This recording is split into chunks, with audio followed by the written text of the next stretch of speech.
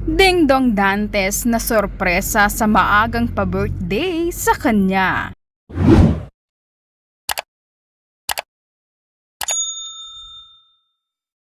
Punong-puno ng saya at pagmamahal ang pagdiriwang sa nalalapit na kaarawan ni Dingdong Dantes. Bagamat sa Agosto 2 pa ang kanyang opisyal na kaarawan, sunod-sunod na ang mga sorpresang inihanda para sa Kapuso Prime Thanking. Sa mga larawang ibinahagi ni Dingdong Dantes sa kanyang social media, makikita kung paano siya sinurpresa ng kanyang Master Cutter family.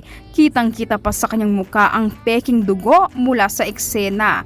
Halatang halata ang kanyang pagkagulat na agad napalitan ng matamis na ngiti at labis na tuwa habang kasama ang kanyang mga katrabaho sa pagdiriwang. Hindi lamang ang kanyang Master Cutter family ang nagbigay ng special na selebrasyon. Nagkaroon din ng birthday celebration ang Family Feud team para kay Dingdong bilang pasasalamat at pagpapahalaga sa kanilang minamahal na host. Samantala, mas nauna namang nagdiwang ang kanyang pamilya. Kamakailan ay nagbahagi rin si Marian ng larawan kung saan makikitang kinakantahan nila si Dingdong ng happy birthday. Isang simple ngunit napakasayang salo-salo kasama ang kanilang pamilya.